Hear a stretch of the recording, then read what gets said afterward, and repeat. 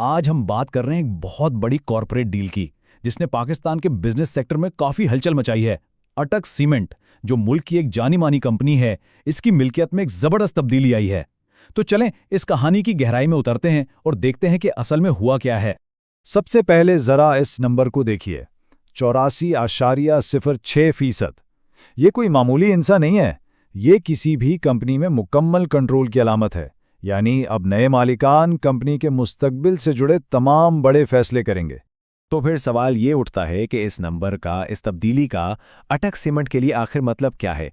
हम इसी सवाल का जवाब तलाश करेंगे, देखेंगे कि कंट्रोल किसके हाथ से निकलकर किसके पास जा रहा है और इसके मुमकिन असरात क्या हो सकते हैं। अच्छा, तो इस पूरी कहानी को समझने के लिए सबसे पहले इसके किरदारों से मिलना जरूरी है। और ये कोई सीधी सादी डील नहीं थी, बल्कि इसमें 4 बड़े खिलाड़ी शामिल थे। चलें देखते हैं कि वो कौन है। तो ये हैं इस डील के मरकजी किरदार। एक तरफ है बेचने वाला यानी फेरॉन इन्वेस्टमेंट ग्रुप, जो काफी अरसे से अटक सीमेंट को चला रहा था, और दूसरी तरफ है खरीदार, जो पाकिस्तान की 2 बहुत बड़ी कंपनियां हैं, फौजी सीमेंट और कोट आदू पावर कंपनी। और जिस कंपनी की बात हो रही है, यानी हमारा टारगेट, वो है अटक सीमेंट पाकिस्तान लिमिटेड। अच्छा, किरदारों से तो हमारी मुलाकात हो गई। अब जरा डील की गहराई में उतरते हैं और देखते हैं कि ये कंट्रोल की मुंतकिली असल में हुई कैसे और कानूनी तौर पर इसका क्या मतलब है। ये चार्ट देखें, सब कुछ बिल्कुल साफ हो जाता है। 84% से भी ज्यादा हिस्से नए मालिकान के पास। इसका सीधा सीधा मतलब यह है कि अब कंपनी की बागडोर मुकम्मल तौर पर उनके हाथ में है। जो बाकी तकरीबन 16% हिस्से हैं, वो दूसरे शेयर होल्डर्स के पास हैं, लेकिन अब बड़े फैसलों में उनका असर बहुत ही कम होगा। यहां एक बहुत दिलचस्प बात सामने आती है, और वो है मुश्तरका कंट्रोल की। इसका मतलब यह है कि फौजी सीमेंट और कोट अदू पावर, ये दोनों मिलकर अटक सीमेंट के फैसले करेंगे। ये एक बहुत ही दिलचस्प बिजनेस स्ट्रैटेजी है। सोचें, अब दोनों कंपनियों को हर बड़े फैसले पर एक पेज पर आना होगा। ये या तो एक बहुत मजबूत पार्टनरशिप बन सकती है, या फिर आगे चलकर कुछ चैलेंजेस भी पैदा कर सकती है।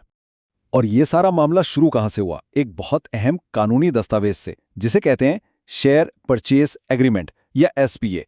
ये एग्रीमेंट 30 जनवरी 2026 को साइन हुआ था, और इसी ने इस पूरी डील की बुनियाद रखी। चलें अब इस डील के सफर को देखते हैं कि ये एक आइडिया से हकीकत कैसे बनी। जैसा कि किसी भी बड़े कारपोरेट सौदे में होता है, इसमें भी कई अहम पड़ाव आए। ये टाइमलाइन देखें तो कहानी बिल्कुल वाज़ेह है। जनवरी के आखिर में मुआहदा हुआ और फिर तकरीबन 3 महीने के अंदर 24 अप्रैल को ये डील मुकम्मल हो गई। इस बीच में जितनी भी कानूनी कार्रवाइयाँ थीं, जितनी भी रेगुलेटरी शराइत थीं, जैसे कि कंपटीशन कमीशन से मंजूरी लेना, वो सब पूरी की गईं, ताकि ये यकीनी बनाया जा सके कि सब कुछ शफाफ और कानून के मुताबिक हो। और अब आते हैं इस पूरे अमल के आखिरी और सरकारी सबूत पर। जब भी कोई इतनी बड़ी पब्लिक लिस्टेड कंपनी में तब्दीली आती है, तो उसके लिए लाजमी होता है कि वो स्टॉक एक्सचेंज को बाकायदा तौर पर बताए। ये शफाफियत के लिए बहुत ज़रूरी है, ताकि हर इन्वेस्टर को सही मालूमात मिल सके। यह है वो असल नोटिस जो अटक सीमेंट ने पाकिस्तान स्टॉक एक्सचेंज को भेजा।